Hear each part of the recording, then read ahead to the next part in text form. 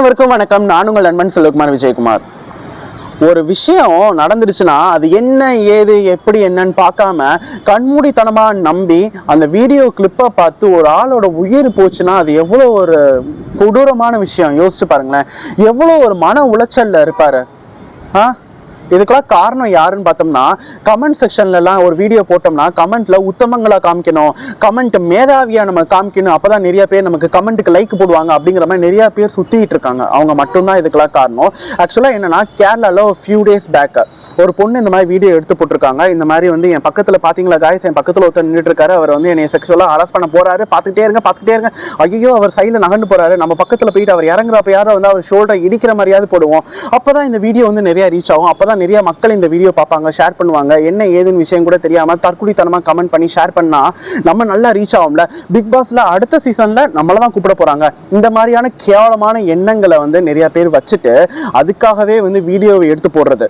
இப்படி கேவலமான எண்ணத்தால ஃபேக்கா வீடியோ போடுறதுனால என்ன ஆகுதுன்னா, உண்மைக்கே அப்படி ஒரு விஷயம் இருந்தாலும் மக்கள் வந்து என்ன நினைப்பாங்க, இது ஃபேக்கா இருக்கும் அப்படிங்கிற மாதிரி நினைச்சிட்டு போயிருவாங்க. ஆனா நான் என்ன சொல்றேன்னா, கண்ணால காண்பதும் போய் காதால கேட்பதும் போய் தீர விசாரிக்கிறதா மெய். ஆனா யாருமே அதை யோசிக்கவே மாட்டாங்க.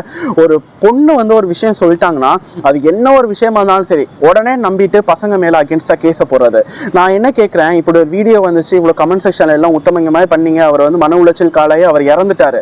இப்ப பார்லிமெண்ட்ல இருந்து ஒருத்தர் சொன்னாரு, இந்த மாதிரி வந்து ஹையர் அபிஷியலா பாலிடிக்ஸ்ல இருந்து சொல்றாரு, ரேப் கேசஸ் எல்லாம் நடக்குது, என்ன பண்றது அப்படிங்கிட்டு. அதுக்கு ஒன்றும் பண்ண முடியாது, படுத்துட்டு என்ஜாய் பண்ண சொல்லுங்க அப்படின்னு சொன்னாரு. எவ்வளவு ஒரு கேவலமான விஷயம். அதுக்கெல்லாம் எங்க போனீங்க? கமெண்ட் செக்ஷன்ல இருந்து பண்ணதானே முடிஞ்சது உங்களால.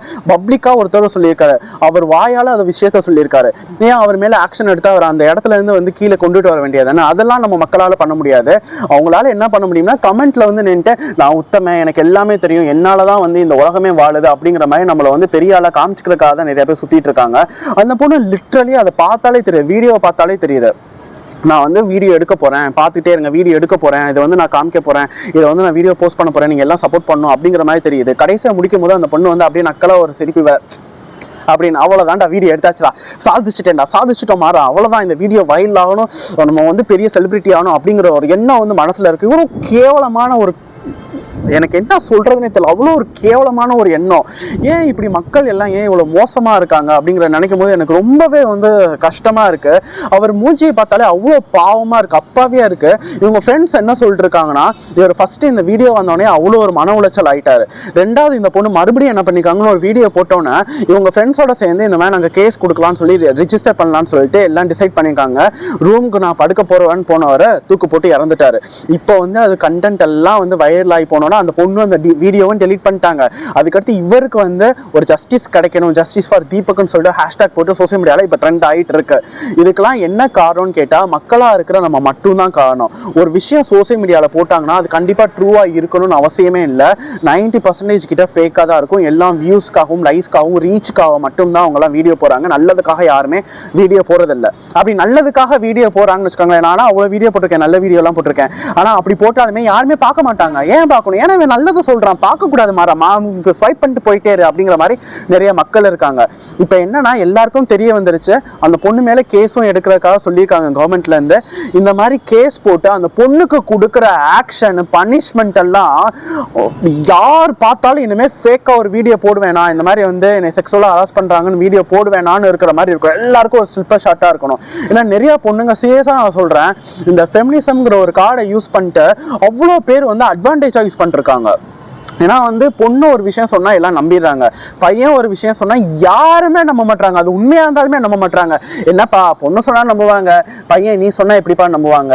ஈவன் சோசியல் மீடியாலையும் அப்படிதான். அந்த பொண்ணு இந்த ஒரு வீடியோ எடுத்து போட்டாங்கல்ல, இதேதான் பையன் ஒரு வீடியோ எடுத்து போட சொல்லுங்க, ரீச் ஆகாது. ஏன்னா அது பையன், ஏன்னா பொண்ணு ரீச் போட்டாதானே ரீச் ஆகும் அப்படிங்கிற மாதிரி ஒரு விஷயங்கள் நடந்துட்டு தான் இருக்கு நம்ம சோசியல் மீடியால. நான் என்ன சொல்றேன்னா, யாரா இருந்தாலும் சரி ப்ளீஸ் கொஞ்சம் கவனிங்க. கமெண்ட் நீங்க பண்ண போறீங்கன்னா அது எதுக்கு பண்ணுமா, அவசியமா, நம்மள உத்தமம் இதா காமிச்சுக்கணுமா அப்படின்லாம் பார்த்துட்டு கமெண்ட் பண்ணுங்க. நீங்க வாட்டுக்கு அவசரப்பட்டு அது ஒரு பெரிய கமெண்ட்லாம் பண்ணி அதனால உயிர் போகணும்னு அவசியமே இல்லை. இதுக்கு முன்னாடியே வந்து யூபியில் அதே மாதிரி தான் புதுசாக கட்டின ஸ்டேஷன்ல வந்து அந்த போர்டு பக்கத்தில் ஒருத்தர் யூனிட் பண்ணிட்டாருன்னு சொல்லி அவரை போட்டு அவ்வளோ கலாய்ச்சி மன உளைச்சலாகி அவரும் அதே மாதிரி சூசைட் பண்ணி இறந்து போயிட்டாரு. இந்த மாதிரி நிறைய பேர் வந்து ஃபேக்காக வந்து ரிவ்யூ பண்றாங்க. இந்த ப்ராடக்ட்டை நீங்க வாங்கி சாப்பிட்டு பாருங்க, இதை சாப்பிட்டீங்கன்னா நீங்க வந்து இப்போ ஒரு பொண்ணு மதுரையில் இறந்து போயிருக்காங்க.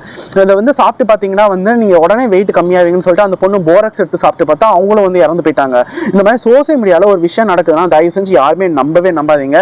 இந்த வீடியோ வைரல் ஆனதுக்கு அப்புறமா நான் என்ன சொல்றேன்னா, அந்த பொண்ணுக்கு ஒரு பெரிய பனிஷ்மெண்ட் கிடைச்சே ஆகணும். அந்த பனிஷ்மெண்டால யார் என்ன பண்ணாலுமே இனிமே அதுக்கு ஒரு ஆக்ஷன்ஸும் ஸ்ட்ரிக்டான லாஸும் வேணும்னு நான் கேட்டுக்கிறேன். உங்களோட ஒப்பீனியன் என்னங்கிறத மறக்காம இந்த வீடியோவில் கமெண்ட் பண்ணிட்டு போங்க.